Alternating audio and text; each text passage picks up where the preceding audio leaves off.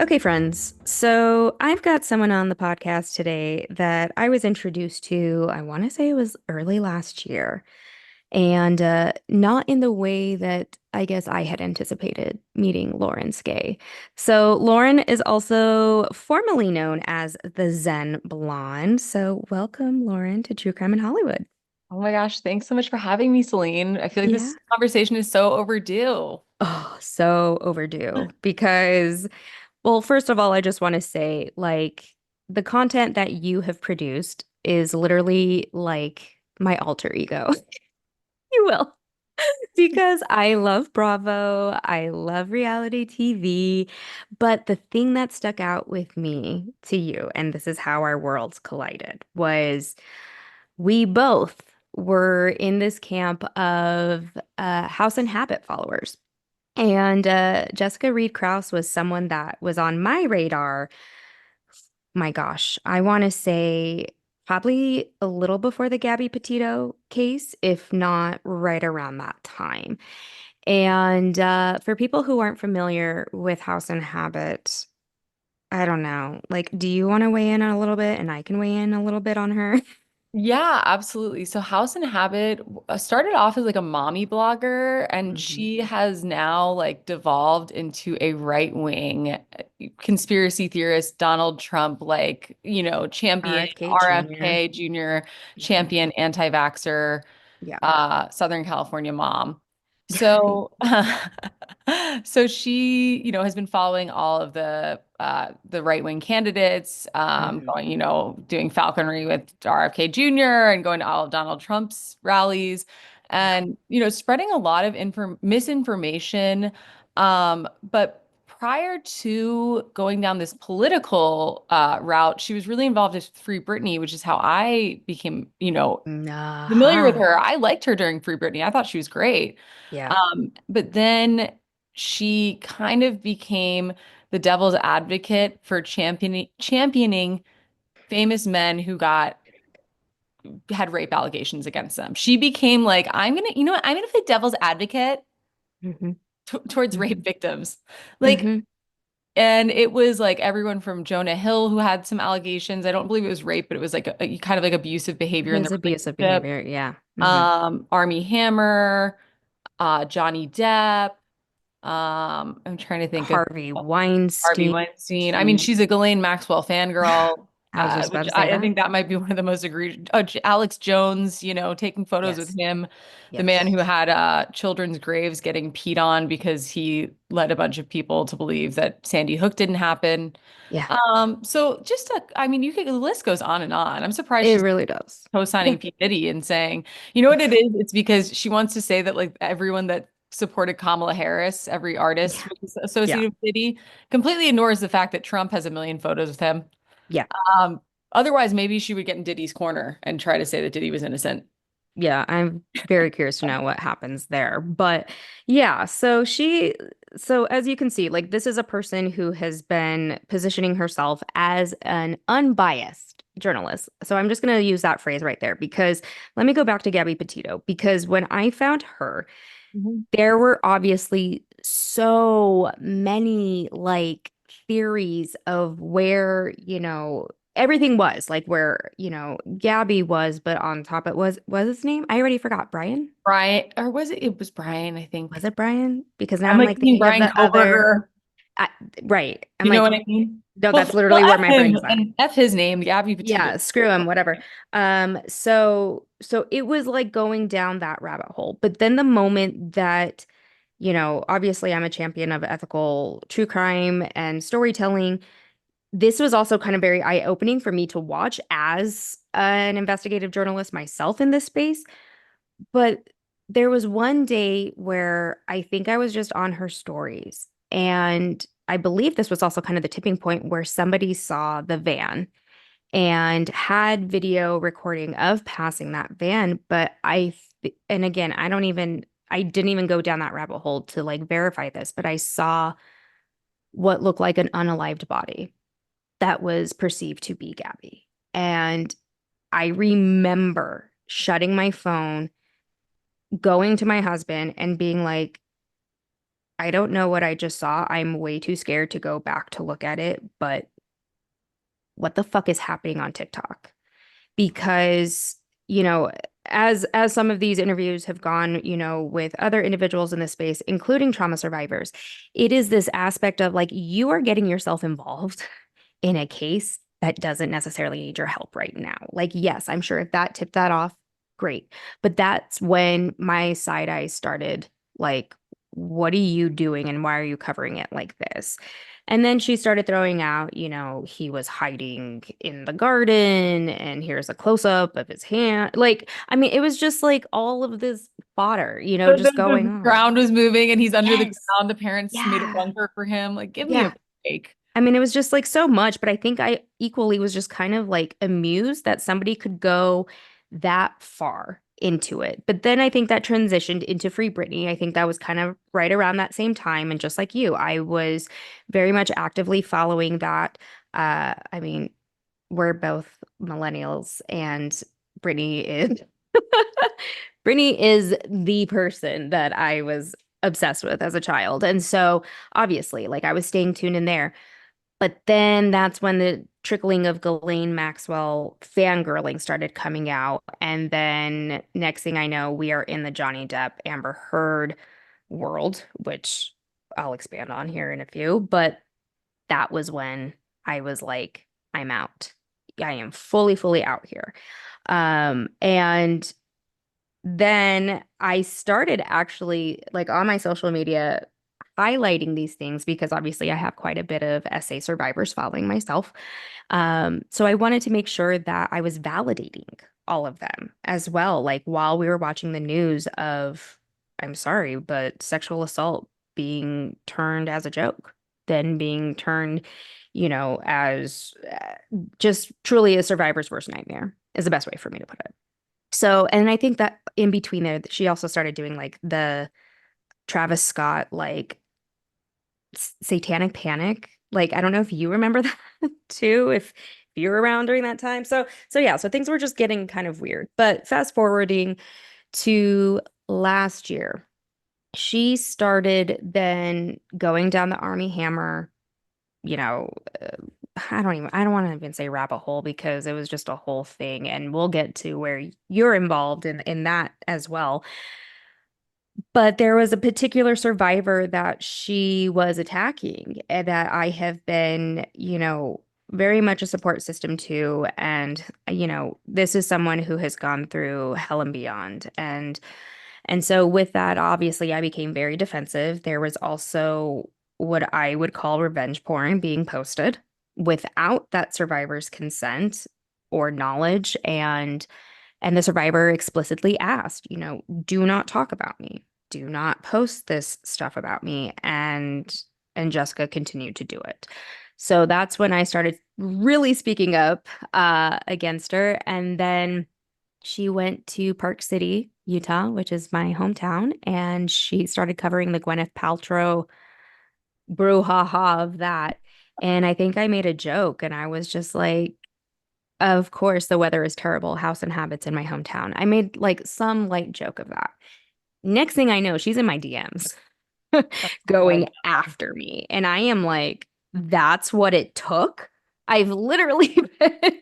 You know what's so funny though? I have a friend that's a pretty big influencer and she had an offline incident and she thought about talking about it. And Yeah. the thing that her management said to her is, you're only equal to your enemies. So if you punch down, you're sending all these people that person's way. And Yeah. the first person to speak out like ends up looking bad, right? Yeah. Jessica has such a huge ego that like my friend who has maybe like 2,000 Instagram followers who's done podcasts on her is like a weekly feature at this point, her voice on Jessica's page because she's such a narcissist that Wow. she just like can't handle any modicum of like criticism. Yet Yeah.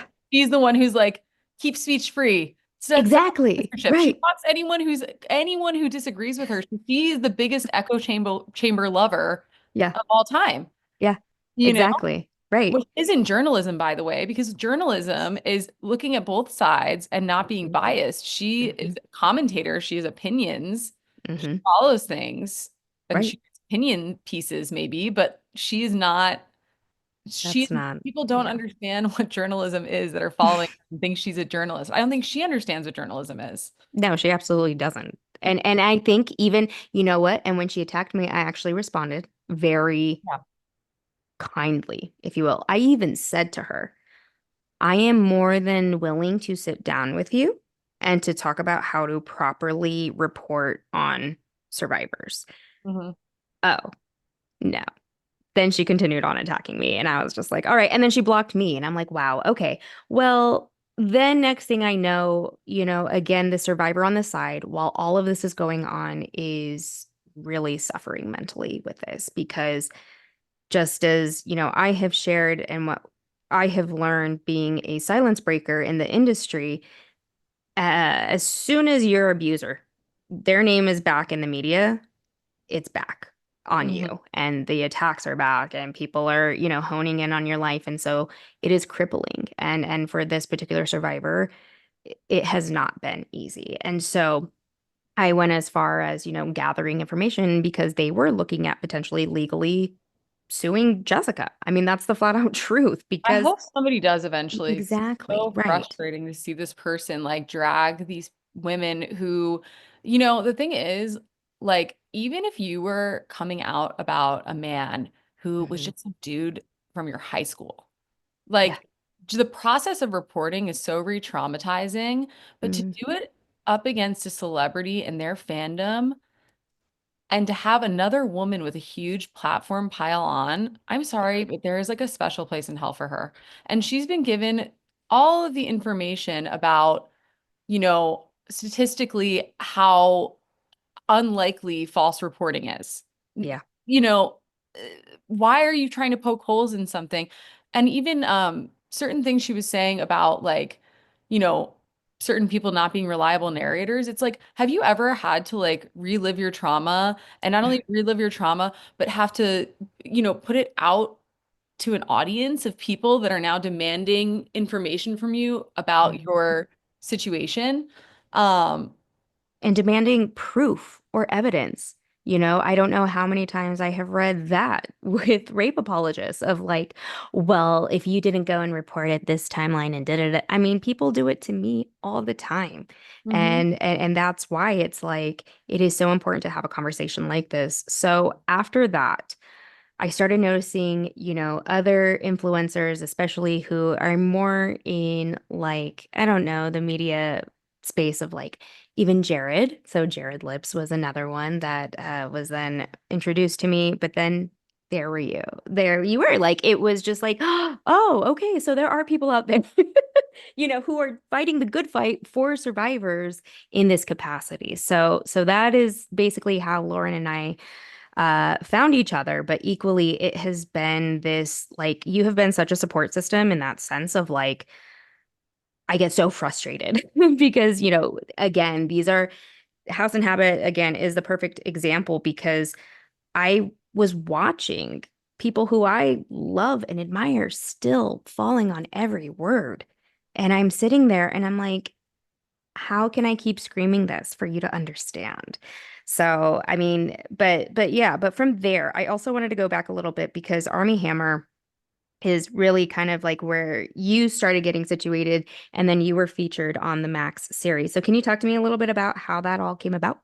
Yeah, so I had a friend of mine was like really invested in the case and like what was going on, and obviously there was a lot of like really shocking things coming out. Yeah. And so essentially like there was this Reddit thread with a book that his aunt had written that was this obscure book Yeah. about the family. So Yeah. I did a 12 or 13 part TikTok series that went super viral. And that's when they're like, oh, there's like a whole story here because the family was very wealthy. The men in the past were very bad and behaved very badly. And like, I mean, literally like potentially involved in Watergate and pardoned by George, but like all Mhm. this, like not only like horrible to women, but also like involved in politics, like Yeah. extremely privileged, like committing like insane crimes that like Mhm. only the really wealthy could get away with, but even more so before there was like, you know, before there were like cameras on the street and like, you know what I mean? Like before Oh, yeah. we were as surveilled as we are now, where it'd be harder Yeah. to get away with, right? So, Right. it was fascinating and I became connected with Army's aunt. Um, And she went through so much. And then obviously like in sharing that, then I met some of the people that had been, personally affected by him. Yeah. Which is why when Jessica came out against them, I think as women who have seen women report, as women who have reported, as women who have gone through something, we all have or know somebody that has, which is why it's so unimaginable for me that somebody like Jessica could go after these women. It's like when I saw her going after one of Army's victims, like knowing, and having had close conversations and just more personal details and being very close to this, Yeah. I was enraged. Yeah. But I mean, I also didn't feel good about the way that she talked about Amber Heard. Um, Mm, I didn't like a lot of people's the way that they were speaking about her online. I thought it yeah. was really unfair and really tilted in his favor. And I think there were issues maybe on both sides of that relationship. And I don't think he was the saint that people painted him out to be. Yeah. Um, and so yeah, anyway, that was how that all came to be. That all came to be. Yeah. Yeah. And little backstory, especially because now that I'm sharing I have been connected to certain survivors of armies. Actually, I was supposed to do a project on that family. Really? And yeah. And I can't believe I'm saying this, but after I started speaking with a few of those survivors, I decided that it was not in their best interest. Even though we would be focusing on the familial side, I knew where that project was going to go, and I was going to be one of the talent talking about it. And I couldn't do it. I couldn't do it. And that's the part where I'm like, investigative journalism is a slippery slope at times because now it is so easy to just pick up your phone and start covering a case and start talking about whatever you want. But this is why this podcast exists, is because I want people to hear it from the people actually living it to then say, this is what it does to my life. This is how much harder my life gets. Or, my family story is now completely shifted because of theories or, armchair detectives, if you will. So yeah, I just wanted to share that because, and I think that was something once I kind of realized like you were championing survivors, it was like, okay, you are a safe space. And you are having these crucial conversations on TikTok and on Instagram. And it just kind of felt like we were all, I don't know, like holding each other's hands and like bracing each other of like, we're going to get through this. And I mean, but again, that's when she started kind of pivoting down this political road that she's on. And fine, stay in that lane, be in that lane. You know what I mean? But as soon as you come for survivors, she's going to have a problem with me again and again. So I just appreciate you doing that in the first Oh place. my God, same. No, it's like it's one of those things where it's like, is somebody else seeing this? And I was like, Yeah. oh, Celene is seeing it, Yeah. and Yeah. he understands why this is so messed up. And I think again, if you've been close to a situation, you've been in a situation, even without it being a notorious or famous person, it's like the number of years, the amount of money, the amount of focus that's lost from your own career and goals and happiness, like I Oh, yeah. feel so bad for anyone that goes through this. And Yeah. to be another woman, like the level of internalized misogyny this woman must have is off the charts because I cannot imagine like going after another woman like this. And like, e- even if she knew the guy, but there was a 5% chance in her mind that she was wrong, like, wouldn't that be enough to scare her? You Exactly. know? Right. Right. I just And don't then know how somebody can dig in and double down on stuff like this. I really don't. yeah, it makes no sense to me. But like I said, I think what was angering me was that like all of these people that, have been in my corner who have, been such amazing support systems and still going and supporting her work. So that for me was just like, all right. But we should also shout out there is this community that has kind of come together and have, started talking about this, which is on Reddit. Is it House on Fire? I House like on already forgot. Fire. And House on then Fire. Yeah. if you are somebody that likes to just hate follow her, there's an account called My friend, And horror? yeah, I think it's House of Horror. Let me just make sure it's House of Horror. Yeah. Let's see how, yes, House in Horror underscore. And I was like, that House of Horror is wrong. House in Horror. And so she like, looks at the stories every day and collects them. Hmm. And, I mean, there's a whole catalog of what Jessica is saying. Um, Yeah. and I hope that she continues to be held accountable for it. And I'm glad that Yeah. there's an archive because a lot of it is extremely damaging. And I'm shocked she hasn't been taken to task legally yet, with some And of it. I'm sure she's been threatened with it. I'm sure, somebody has, it will come to a point. If she continues down that path, it will come to a head. And like I said, if she wants to just stay in the political arena and be the cheerleaders for these individuals, okay. Like I The mean, problem, Celine, is like it like doesn't even it doesn't even stop affecting women there because no. with well obviously she caters to a lot of like white women who probably went out and voted for Trump because of her. But in Hmm. addition to that, when Olivia Nuzzi, the reporter, was like had the scandal with RFK Jr., Yeah. she was alleging that he was like, she was like chasing him with porn, you know? She was acting like, oh, RFK, like, he's just getting Wow. chased by this Jezebel with porn. She's sending him photos and he's just against his will. And it's Yeah. knowing everything we know about that man, that his ex-wife was driven to kill herself because of his unimaginable number of affairs Yeah. during their marriage. And I think she had other, things going on, but knowing what we know about him, it's like her logic goes out the door if it means that she can defend somebody that she's in favor of. Yeah. Uh, and Yeah. she likes attacking women. She called Olivia Nuzzi, who's like a very like normally sized, like I would argue a pretty thin, athletic build woman, like gorgeous. Is calling her big boned. Like, it's Wow. That's crazy. low. It was low.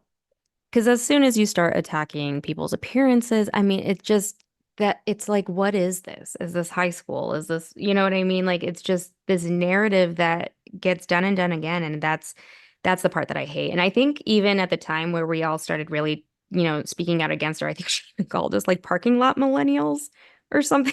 Yeah.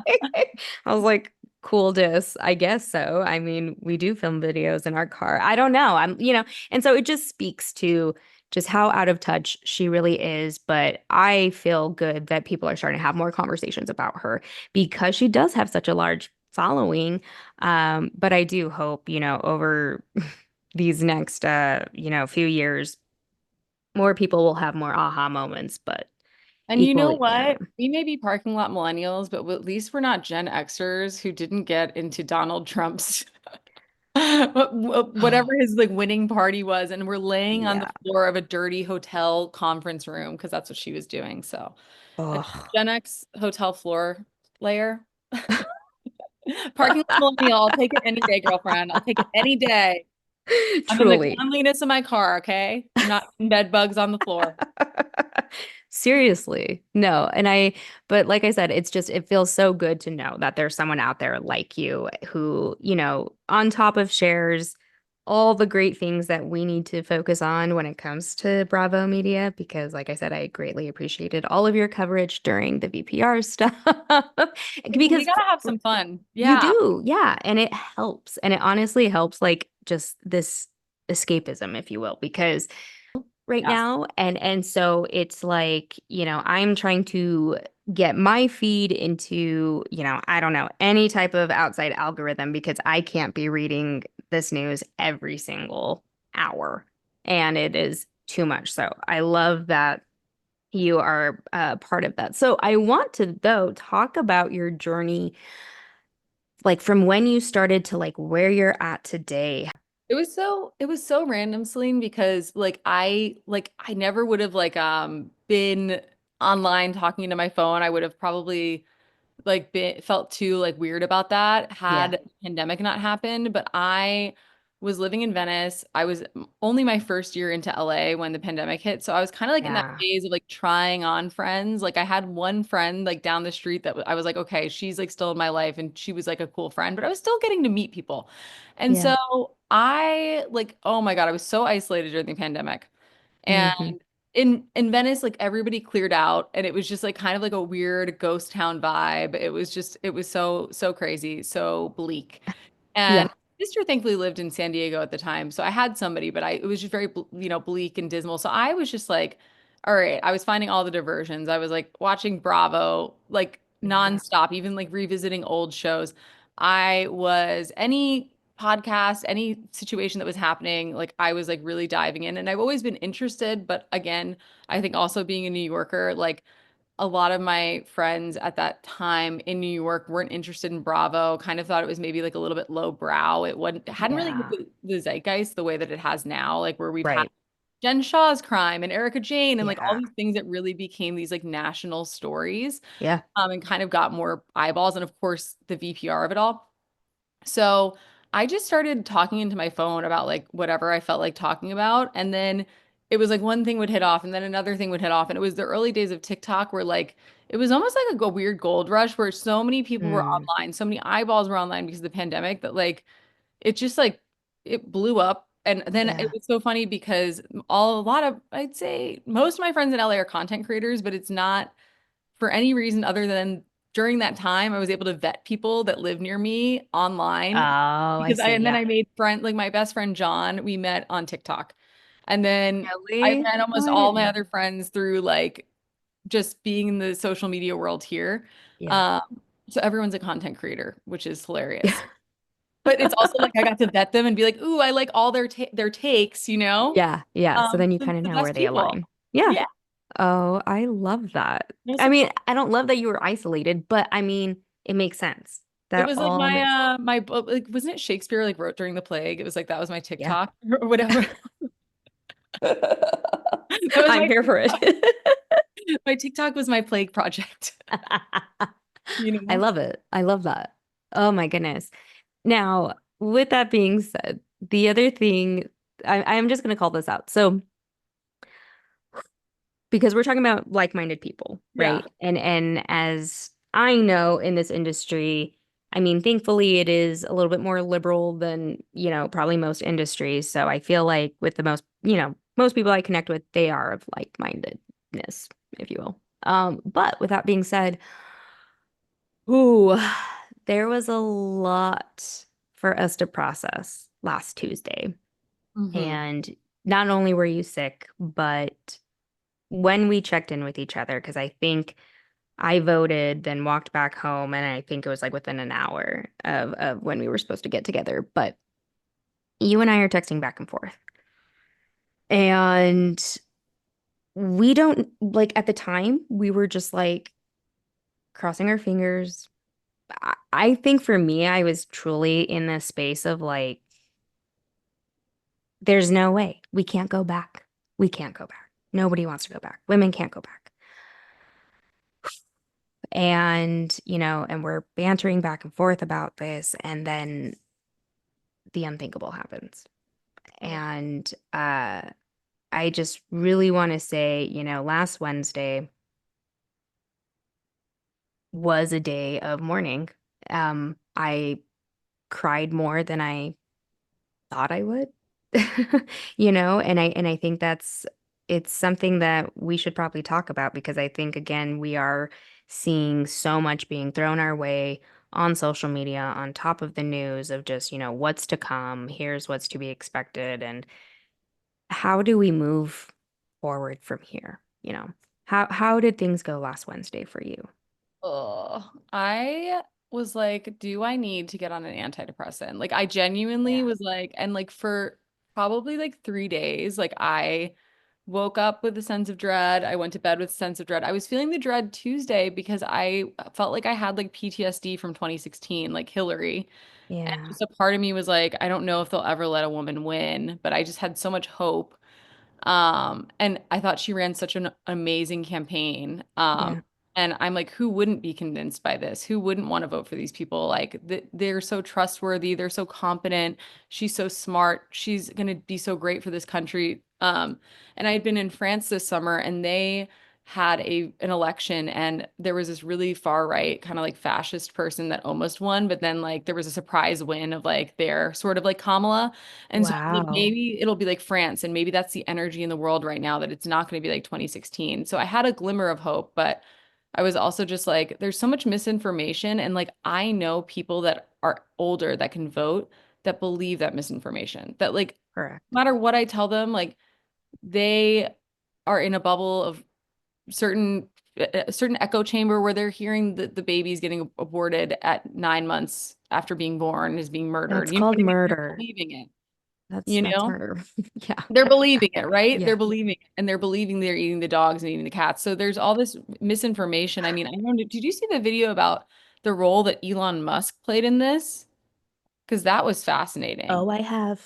Oh, I That have. was fascinating. I mean, just seeing it Mhm. all laid out and how he was able to really drive this information and this misinformation Yeah. and Which for what is, benefit.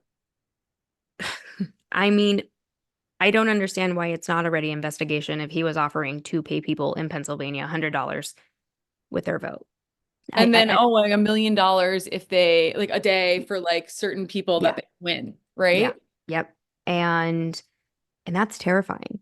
That is so terrifying. And I think going back to like 2016,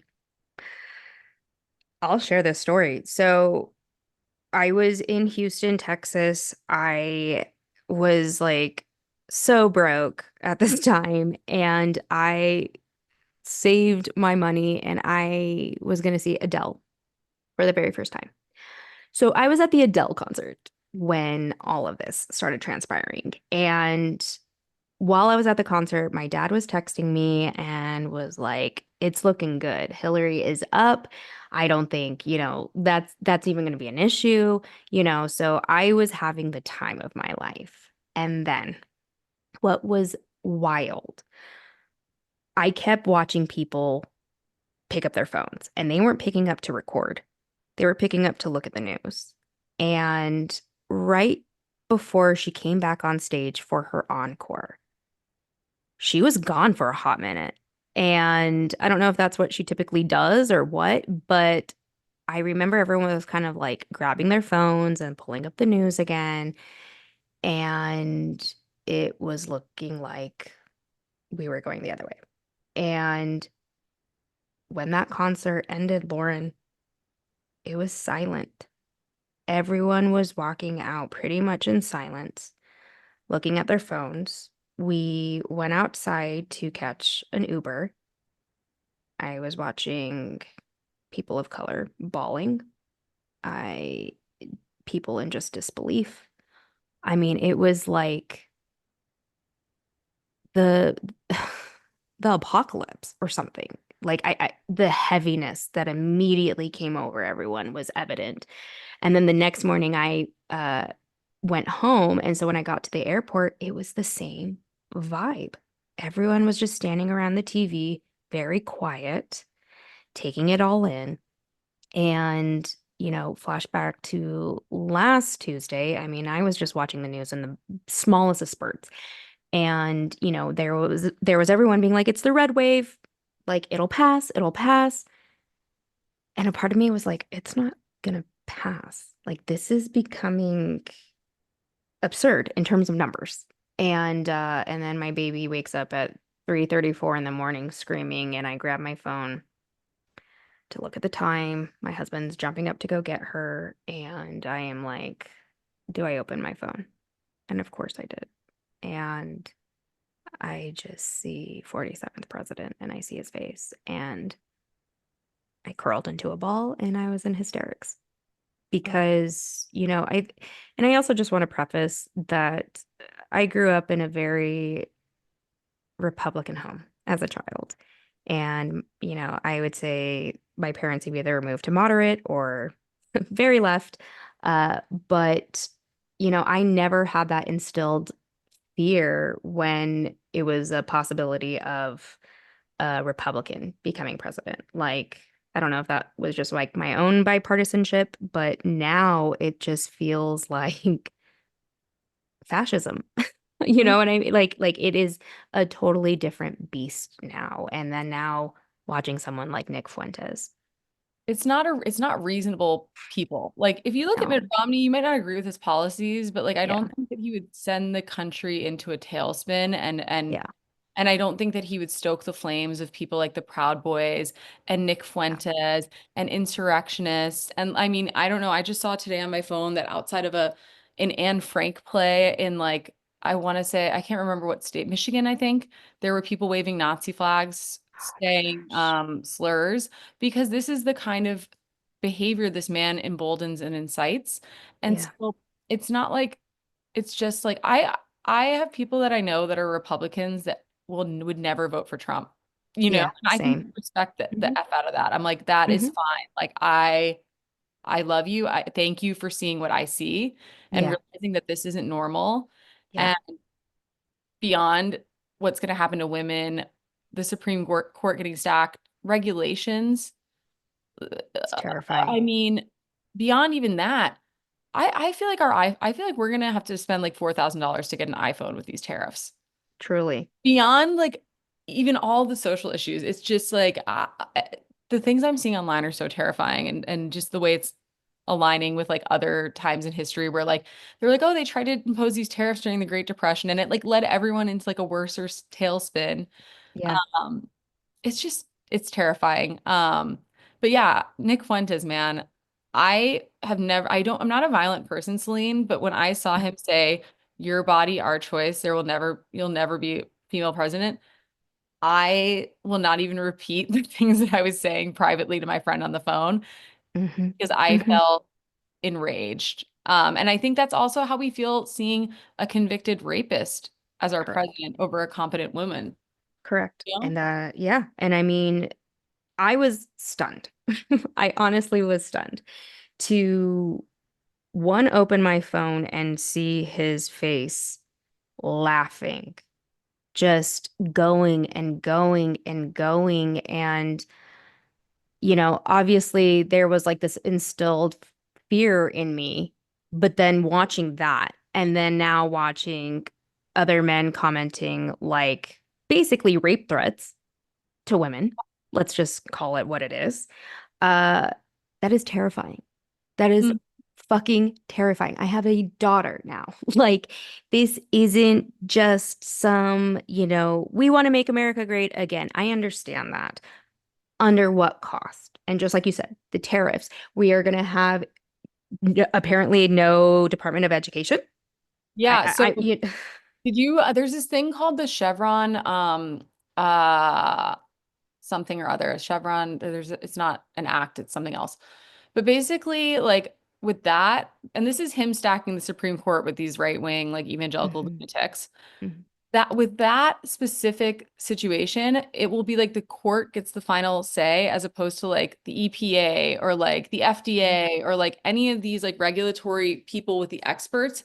They don't get the final say so. So like have fun having E. coli in your food and like listeria because like like the There's going to be regulations no are going to get regulations. all up, Mhm. Yep. because Yep. they might want to cut corners or whatever the case may be. I hope not. I hope I'm wrong. But it is really crazy. And that the video with Nick Fuentes where he said, your body, our choice, Yeah. also, I think tweeted it or he put it out somewhere and it had 95 million views and 35,000 reposts. But it's like, it didn't have as many reposts as it did views because not so many men would be emboldened enough to like put that out there, but there were a lot of Hmm. silent reposts for Yeah. 95 million men to see it or Yeah. people, and again, some of them are you and I being outraged and going to look because we're like, what the hell? Um, Yeah. but they've admitted that their plight against women's reproductive rights is about control. It's not Yeah. about religion, it's about control. Yep. Yep. It's about And control.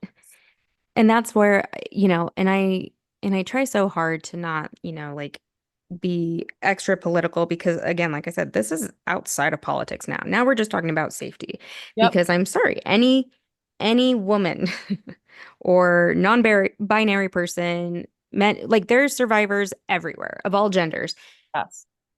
Hearing something like that though is terrifying. And I can't even begin to explain the tailspins that that has put on other trauma survivors who are very much welcome, on my social media, and I am a safe space, but watching the fear of that just escalate. I will go as far as sharing that, well, I was considering a move to DC. And, I really started thinking about things and I was like, I don't know if I can be in the hotbed because it feels like every single day this is escalating more and more and more. Where is it going to be in a month? Where is it going to be in 6 months, in a year, 2 years? I don't know. But I think that's the part that is terrifying because I even had, other women who are not even politically affiliated saying to me, what does that mean for me going to the grocery store? Are there men out there who literally are going to think like this? And, again, I live in Salt Lake City, and there were quite a few Trump parades that were happening around the city. And for people that don't know, Salt Lake is a pretty liberal little hub. We actually are one of the most friendliest queer communities in the US. But then we have these parades going and we have people screaming explicit and once again talking about women's bodies. I was watching, what people were saying that they were saying to that. And it's just like, what is happening? What is happening? This is not okay. This is not normal society. Like, I don't think if Mitt Romney would have won the election back in 2012, that people would be out here screaming that. No, No, no. no, absolutely not. And the thing that I feel is like it's this really dangerous groupthink where like I feel like the Me Too movement happened and people have started being held accountable because of the internet.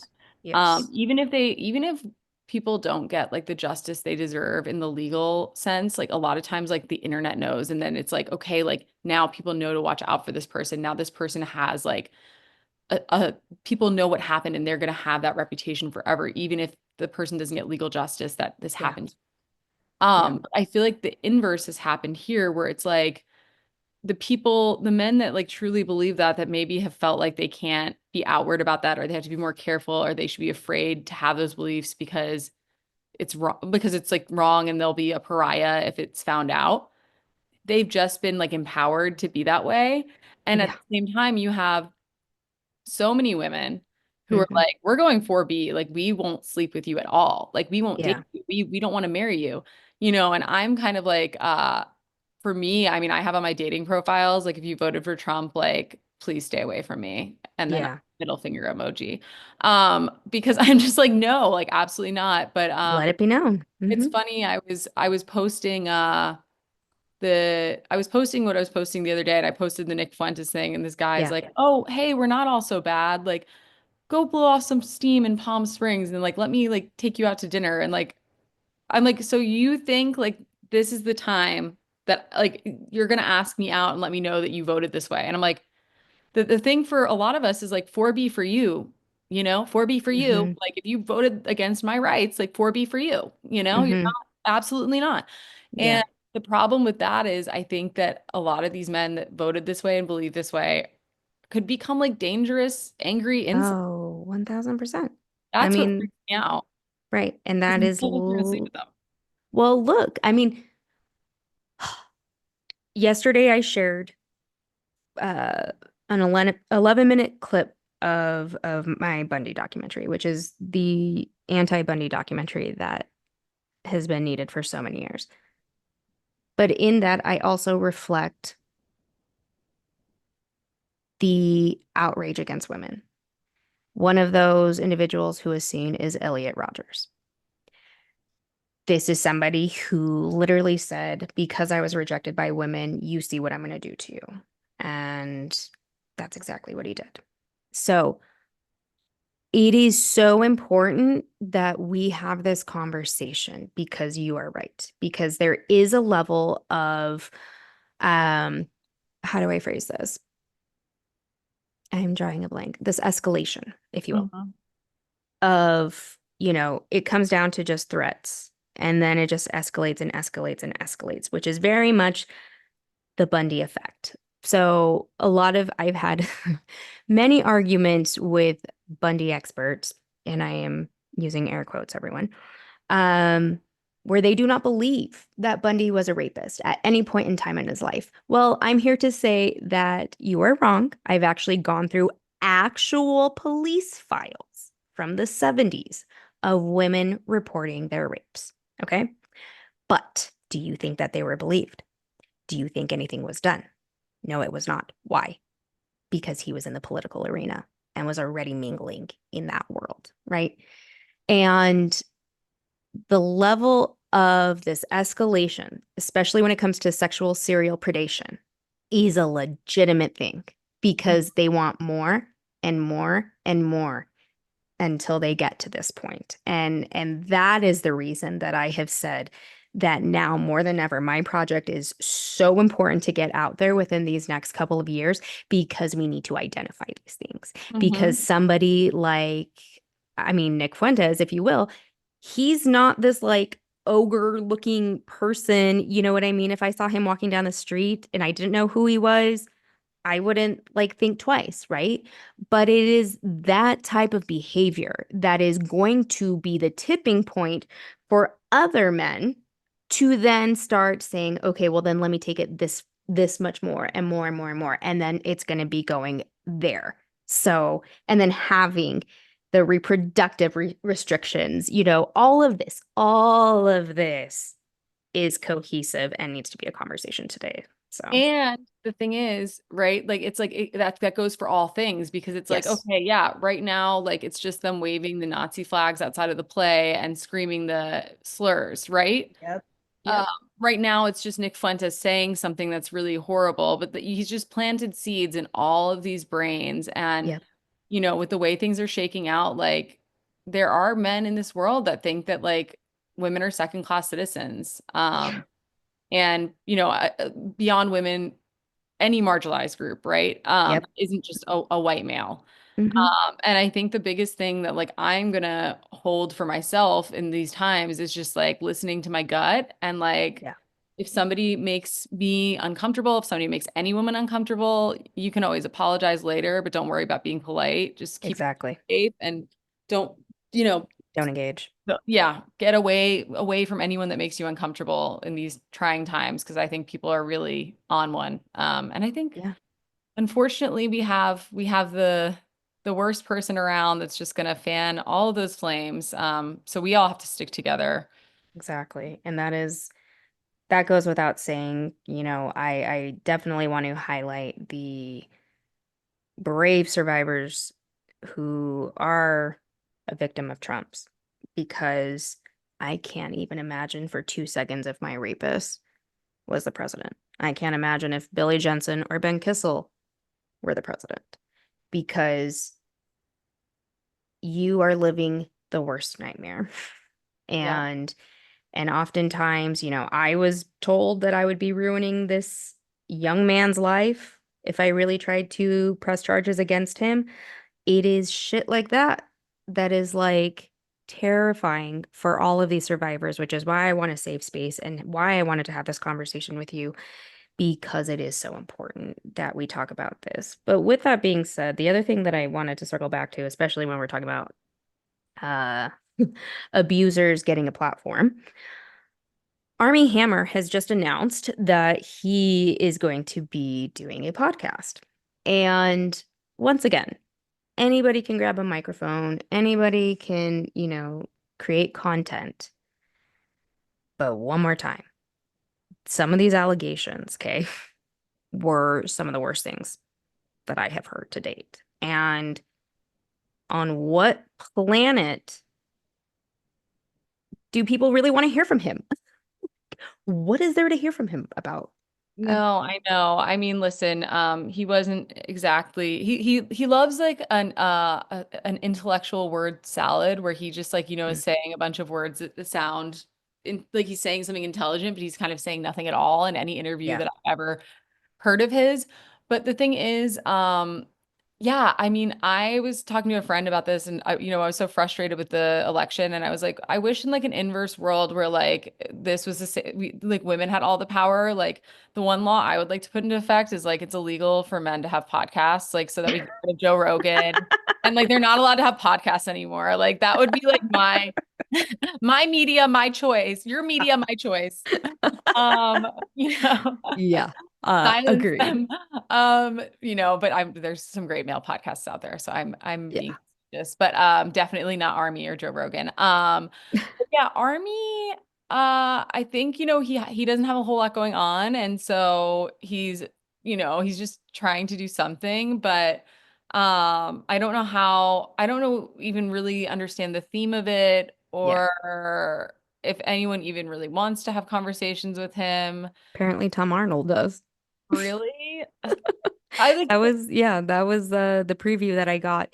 And thank you to the listener that actually sent that to me and just said, just so you know, this is happening. And I was like, oh boy, okay.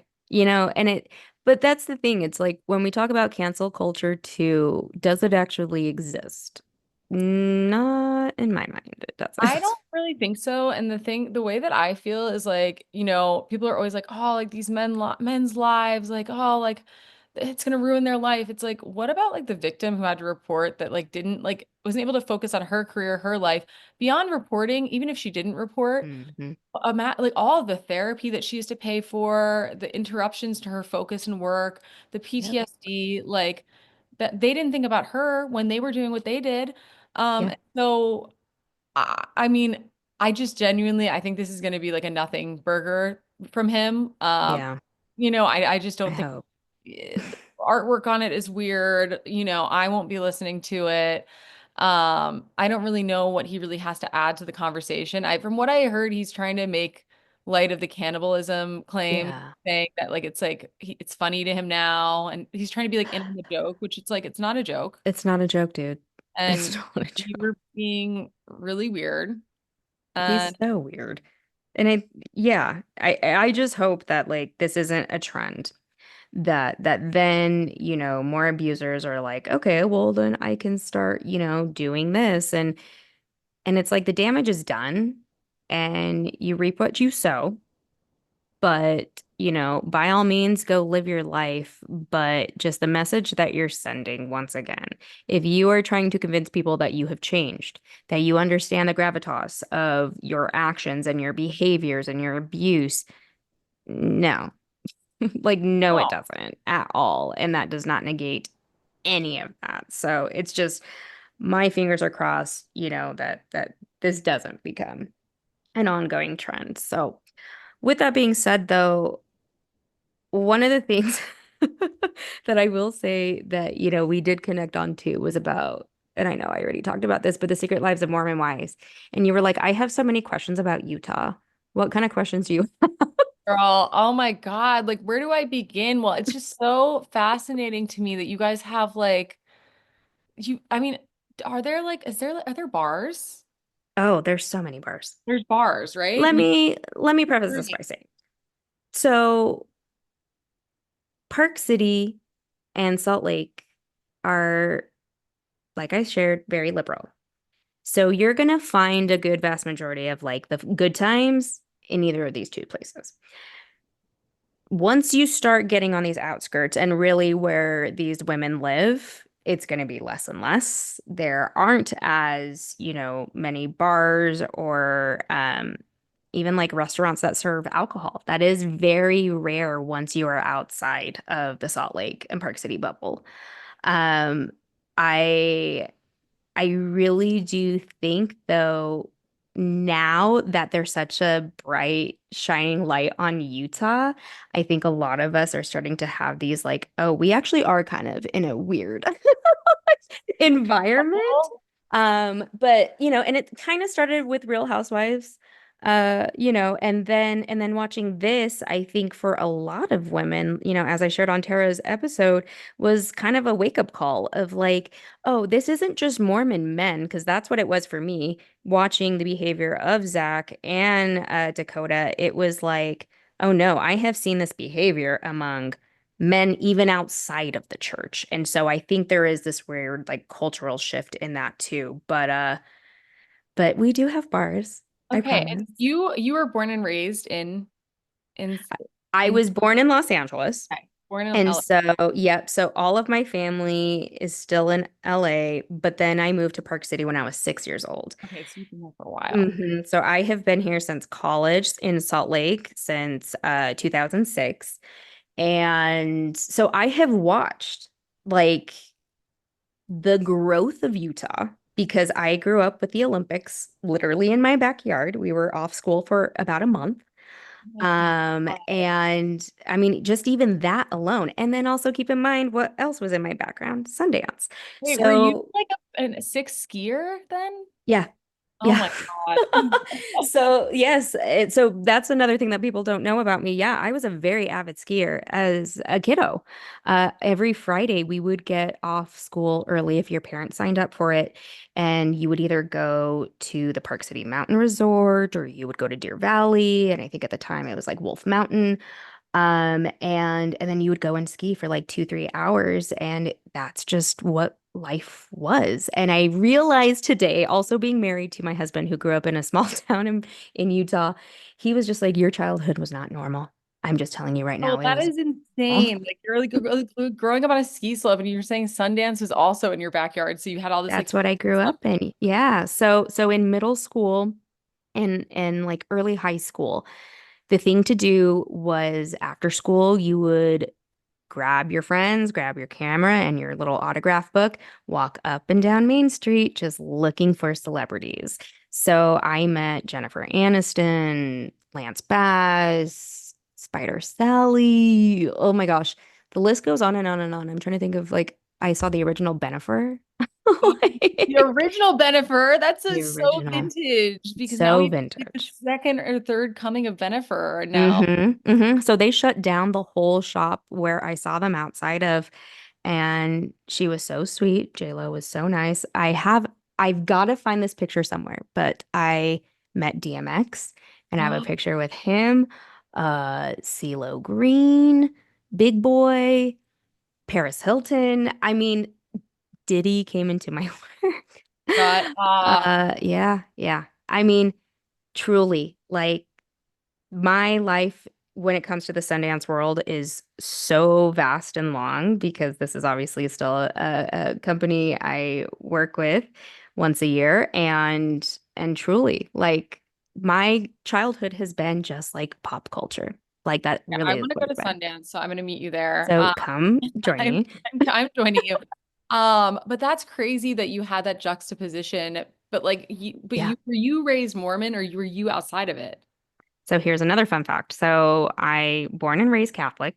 Okay. And I really was not fully exposed to the Mormon religion until I got to college. Reason being is because Park City at the time in the 90s were heavily populated by Catholics and the Jewish community. And so it was very common that, bar mitzvahs, all of that was like second nature.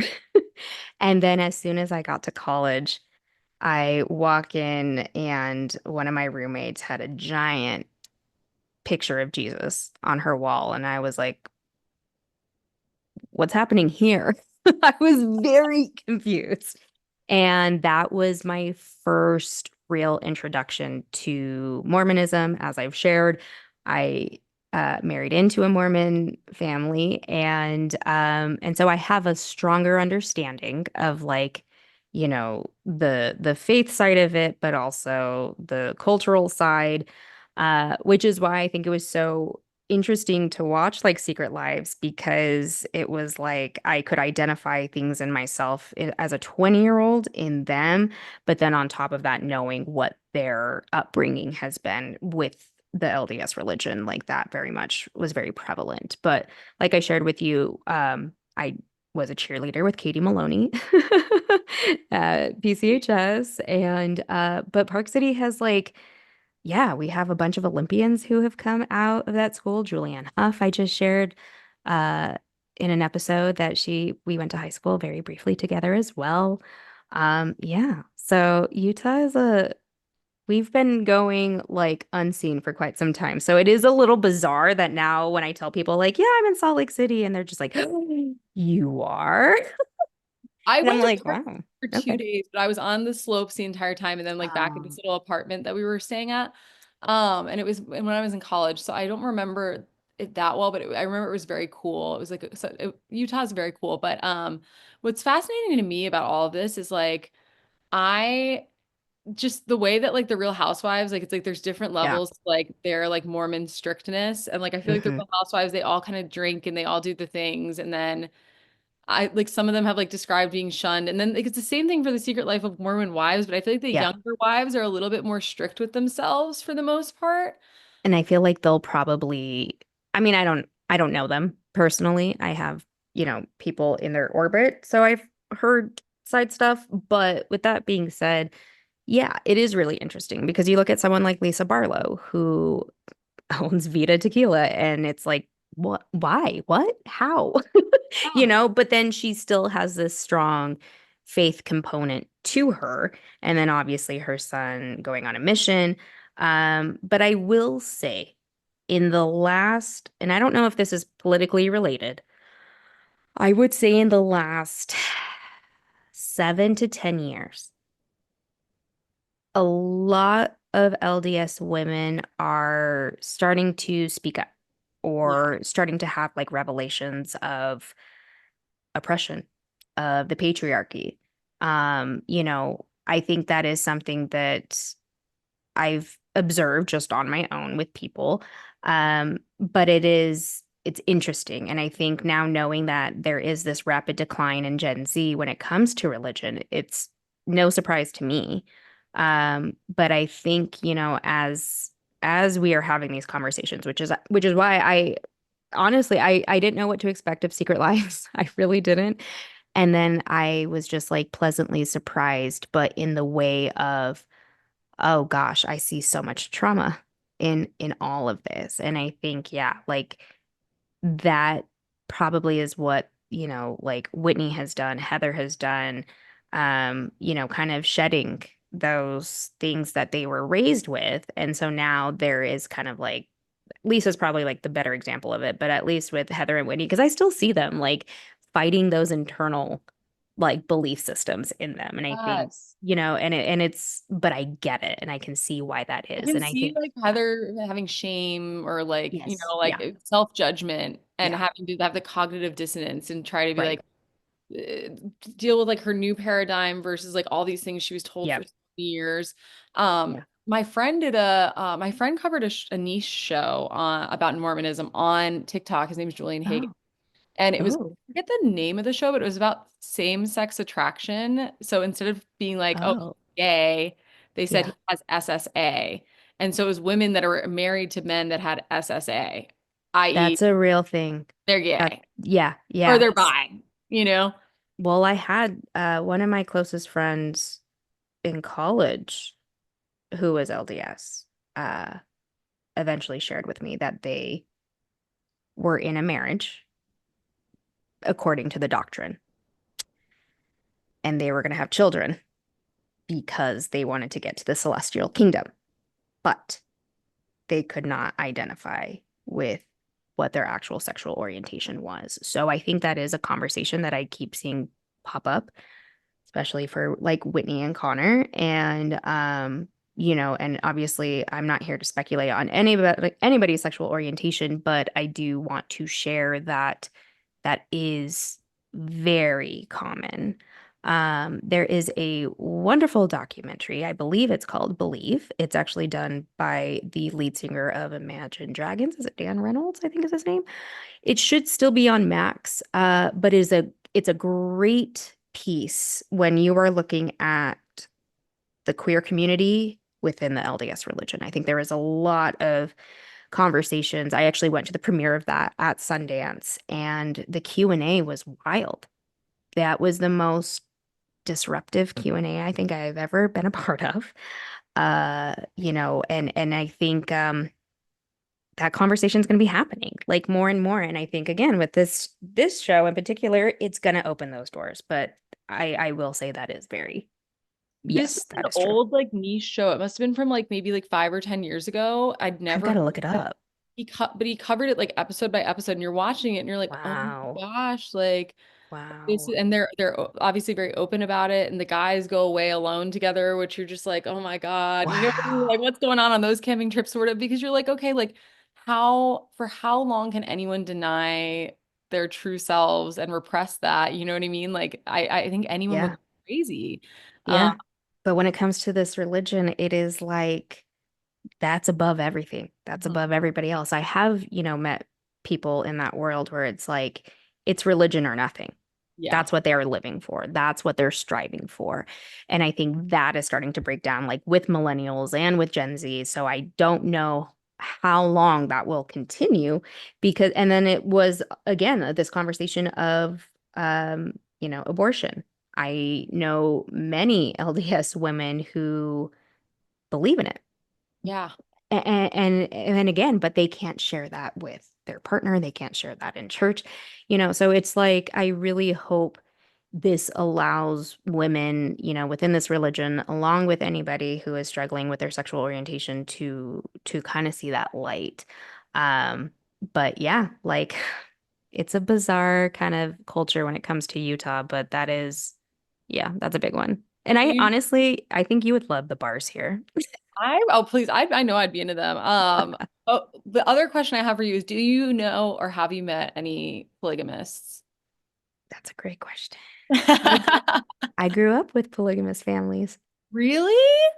They were in Park Oh, City. Yeah. I that is crazy. I've never met a polygamous family in my life. Yeah. So, yes, I think that was more of like a conversation by the time I got to like middle school, because that's when you get yearbooks and then you see quite a few rows of people with the same name.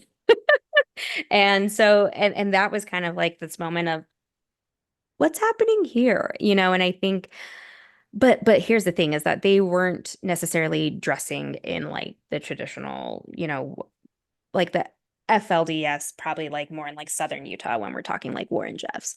So they very much, were dressed like me and you. I even cheered with one and that dynamic was never really talked about. It was just known, but I also felt like they also kind of kept in their same like family circle, even like at lunch. I got to know like a few of them, but really like they were very quiet into themselves. Like I can't imagine what that would have been like trying to integrate, with these other kids over here. Um, but with that being said, you do see like the traditional polygamists at times. Like I do see them when I am at Target or I'm grocery shopping. Like so I know they are around like in Salt Lake as well. But you have a show like Sister Wives, who also show like there's these untraditional sides of it too, but it's totally a thing. Yeah. Hmm. Wow, that's Hmm. fascinating. You Right? are in your own world over there. Like It is. Yeah, none of it those really is. things exist where I live. A polygamist. I think there's guys that date more than one woman at once, but they don't tell them. Yeah, no, I mean like it's a legit thing, and I watched Sister Wives for so long until I finally just I can't take Cody Brown. And then Oh I was my like, God. I'm done with you, dude. I can't do it anymore. But I'm so happy to see that, these wives are starting to separate themselves. They are, I think one of the last seasons I saw was Mary's I believe now I don't want to misgender them, but I believe they transitioned or came out as trans, and so it was just really enlightening to see once again, like somebody like Mary Brown who was so deeply rooted in, her faith and with the FLDS to really have open arms to their child. So that is very beautiful. So I'm glad to see that. But otherwise, fuck off, Cody. Yeah, literally F off that man. Like I've only seen like bits and pieces of the show, but like I just Ugh. he has such toxic energy, and from what I have Yeah. seen, I'm just like, oh Oh my yeah. Yeah. goodness. And it just got worse, like I think it was he was kind of like this traditional, he reminded me very much of like a traditional Mormon man. And then once he started talking about like his philosophy on the wives and that, but it was like as each season would go on, I'm like, this guy's just getting worse and worse and worse. The So I had to jump audacity. ship. Yeah. No, I totally get it. It's like you don't even want to support it, but it was fascinating to see bits and pieces of that. And now that we have like these two other shows, it's just like you don't even realize like how Yeah. fascinating what's going on around you is. You should just like wear like a GoPro for all of us and be like, I'm going to the soda shop, like yeah, I'm Yeah, gonna that's get what Tara asked. flavors. Is Swig just like everywhere? I was like, there's literally two by my house within like a mile radius.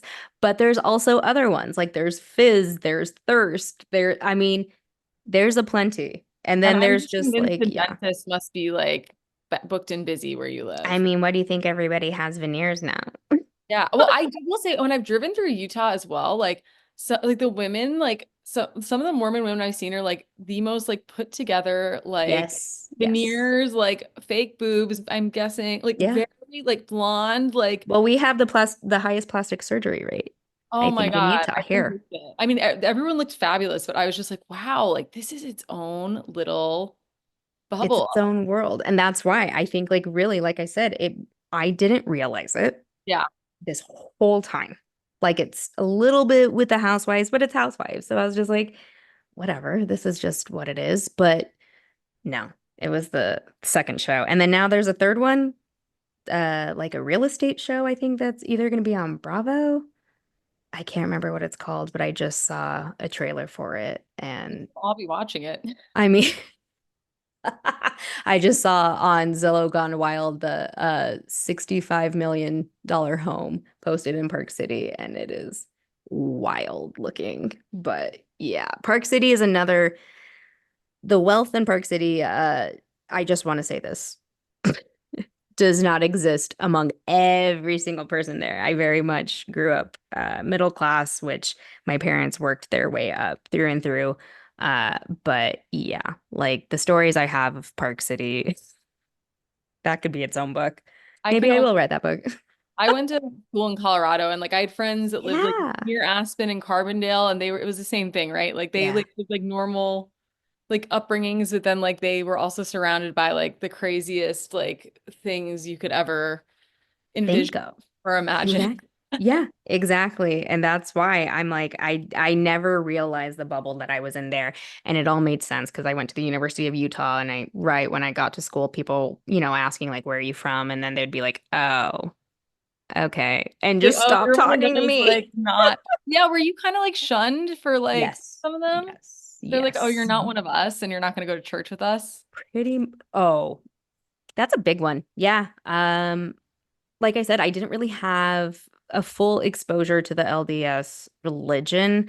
I did get invited to some friends' homes, and then there were rules like spelled out to me, and I was like, oh, okay, that's interesting. All right, but I didn't adhere to any of them. I remember one of them was like, you can't say, oh my God, you can't do it, not in our house. And I'm like, okay, I'll try, They would and have I'm hated to like, see me coming because I would have like I would have been accidentally saying, if somebody said not to, then I would have been saying it more accidentally. I know. And I was just, I don't know, like 11, 12, and I'm like, I don't know how to censor myself yet. Like this is bizarre. So yeah, so that was one thing. And then I did go to, I thought it was like a a dinner, but it turned out it was like young women's night that I ended up with a friend. So they started praying, and I obviously was like a deer in headlights, and I stood out like a sore thumb because I just had no idea what was going on. And then after that, they were like, "Oh, do you not go to church?" I'm like, "Yeah, but the Catholic church over here." And then as I shared on Tara's episode, I had another LDS friend, and they had an actual soda fountain machine in their home. So if we're talking Wow. about soda. Yeah. And I think I went to school with uh, a son that was either like, I think his parents were owners of Coca-Cola or some capacity with Coke. Yeah. Oh my God, that is true Mormon royalty. Like you went to that house and you were set. You could get your sugar high on. That is so crazy to me. And I like, even like the way that like it's like the workarounds, like, oh yeah, we Yeah. can't drink alcohol, but we're gonna do laughing gas and like ketamine or whatever it was. Like, That is all that surprised me. Just so you know, I was very thrown off by that because I was like, I don't know where that's all coming from. I mean, the Botox stuff, yes, I get all that. But the laughing gas with Botox, I have never, ever been offered. oh please. You do not need anything for Botox. Botox doesn't hurt at all. Like I've had lip filler. That Yeah. that, that hurts Yeah. more. Well, and exactly. I'm like, I have had lip filler. I mean, I will be the first to say that, yes, I have changed my face as well. But no, I have never been offered laughing gas. I've been offered like the numbing cream and then maybe like those little buzzers that I don't know, Yes. Where don't the do heck are anything. they going? I don't know. And now maybe I need to make an appointment there. I don't think it's Beauty Lab and Laser with Heather though. I think it's something else. Yeah. Yeah. And that's another thing too. Like med spas, Yeah. so many here, so many. And like nail salons. That's the other thing too, is like now the fact that I have a podcast, and I said this to my husband the other day, I'm like, I catch my Utah accent so much more now. And I try to be so cognizant of it. I'm like, don't say it like that. Don't say I don't healing notice journey. it. You don't sound like you have an accent to me. So if it makes you It's feel usually better. if I'm on a roll. If I'm on a roll and I'm like talking to you really fast, oh yeah, it'll come out. I mean, even right now, I have been making my Tears Appetite Thursday videos, and when I was watching it back and I did the captions, I was like, oh wow, it thought I said mills instead of meals. Oh, so you do what Whitney does, which is her healing journey. Yeah. Yeah. Oh, that's so Utah. That is so. So I heard myself on the podcast. I'm like, oh, I said healing journey. All right. Yeah. Like I definitely went the first time I went to Chicago. These group of guys came over to me and they're like, you talk funny, just so you know. And I'm like, what do you mean? They're like, you have an accent. Where are you from? Because I've never heard this accent before. I'm like, I don't have an accent, first of all. But lo and behold. You know what, too? I don't even think the Real Housewives of Salt Lake City have accents either, though. So I'm like, maybe it's just an accent I'm used to. Yeah, I mean, Whitney's the most prevalent with it. Yeah. I hear Heather's here and there. Lisa says some things like it. Meredith, Mary are probably the ones that I don't Meredith has necessarily. like a transatlantic accent. Like Meredith has an accent from like the 1940s. The rumors. And the nastiness, oh gosh, it's the best. And truly, I've turned my husband on to Housewives as well, and it was funny because last season he's like, "You can just watch it without me." And then season three just, started a couple months ago or whenever it was. And I was like, all right, well, I'm gonna start watching it. He's like, I mean, do you want to wait until I'm done with the dishes and then we can watch it? That's I'm like, right. They linger. They know. They they know. know. He knows. The best gateway drug for Bravo is Below Deck. So I got my sister who was kind of had an aversion to it and her fiance into Below Deck, and now they watch like a new Below Deck every night because there's so Oh, many I of them. love that. And I'm like, next step is like Housewives. I'm like, I'm just like plotting to like when I visit them to like just get them hooked on like new Bravo shows so I Oh can my talk to them gosh. about it because Well, I'm yeah. like love it.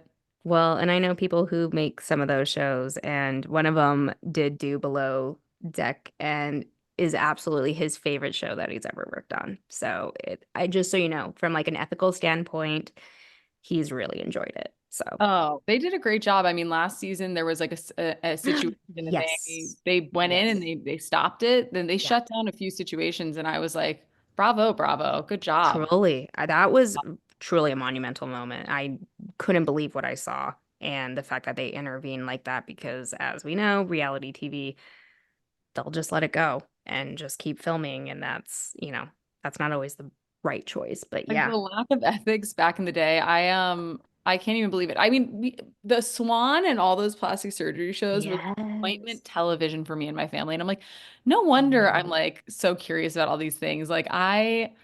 I'm like, oh, when I have like money to look like Cher, I'm gonna age like Cher, like 100%. Like, it's because of the fucking Swan from watching that. But there was this one show I just watched, speaking of true crime, called Bridal Plasty. Oh. And it's a show that all these brides, it's you can get it on Amazon Prime. All of these brides compete for their laundry list of surgeries that Terry Dubrow gave them at the beginning of the show. He's like, this is what you need to look perfect. So the person that wins gets Um, all the surgeries. yeah. But as you win competitions, it's like, okay, Jessica, you're gonna go get your nose job. And then like they're doing the elimination round and Jessica's getting wheeled in looking like a mummy because she just got surgery, but she has to Oh vote, my gosh. So they're like, No so way. you get like one or two if you just get through a bit of the competition and win a bit.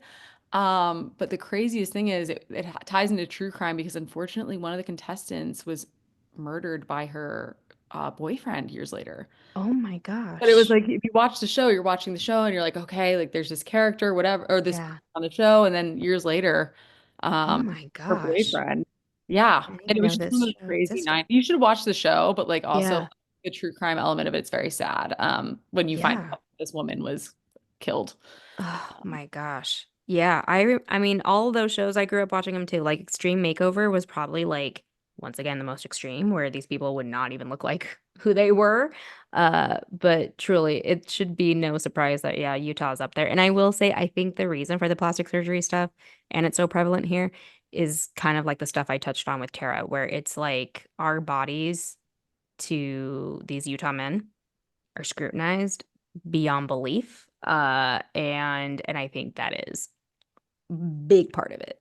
Very big part of it. So So sad. That's yeah. so sad. Yeah. Um, but like It's I would say like I've seen different things with like beauty standard stuff and like even like eating disorders and like Utah's like up there because like when I lived in very much. Colorado it was up there. Like Colorado Hmm. had that like health vibe but almost like orthorexic like sometimes with people. Uh, Yeah. Oh yeah. And I even LA shared is bad too. that. Yeah. I shared all of my eating disorder stuff like through the years because there is, yeah, just this weird, like heavy emphasis on women's bodies. And it felt like I mean, I'm sure this is for most women. Men comment on your body all the time, but it was including women too at that point. And it just it makes sense and it's heartbreaking, but then going and like looking at Reddit, it's the same thing again. People tear down Heather because she did Ozempic and then you know what I mean? So it's like it's still very much there, but I really hope as a society we move past talking about people's bodies and what they choose to do to it because it's I their body. know it's the least interesting thing about people, but I will say it kind of makes sense because I the way that the women on the show were passing judgment Hmm. and it was so sorority like at least Hmm. with that community and people felt so free to like pass little judgments on each other and say passive aggressive things like I feel like nobody in my life does that but they're it's just so insular and like connected Oh and yeah. people just like feel way too comfortable Oh uh, yeah. I making mean, little comments to each other. oh yeah. I think even Heather said like, "Oh look, I lost it all it took was like 25 pounds for Mary to like me to get that off." Truer words have never been said like when it comes to Utah. That is And the truth. the other thing too is Heather cares so much, I think, about what people think about her, but Yeah. I feel very like free of like I don't give a fuck what anyone thinks about me, but like Yeah.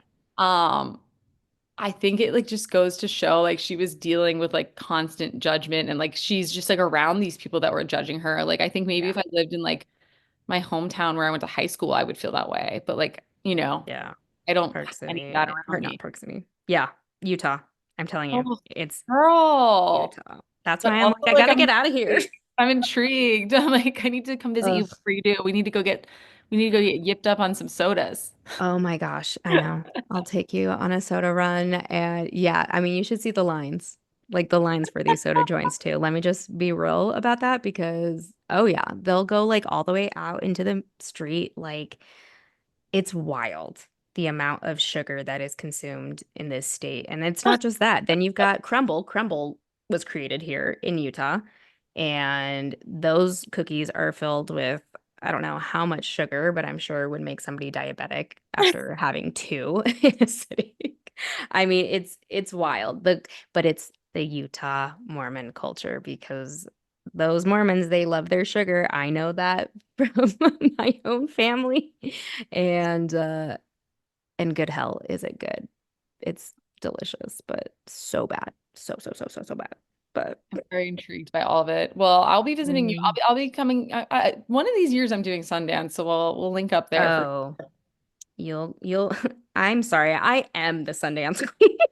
Lisa Yeah, Barlow. move over. What was it? It wasn't Meredith. It was move over Lisa Barlow. Yeah, exactly. Move I'm like, over. no, no. I'm like, my relationship and timeline with Sundance goes decades at this point. Listen, So you please do. you were like the New Year's baby of Sundance, okay? You were born into a Sundance cult. I really am like the Sundance kid. That's like the best way to put it. Oh yeah. And they are just such a beautiful company. They really think about people as people, and I'm so proud and happy that, they're in our community, let alone Park City, and just a fabulous organization as a whole. So just a little shout out there. But oh my gosh, Lauren, this was so fun to do. And I have a feeling we'll have to do like a part two Let's and and just come keep visit me tapping in in. LA, please. Oh, Like, yeah, I know. get over here, girl. It's I was thinking then all my family are over there. So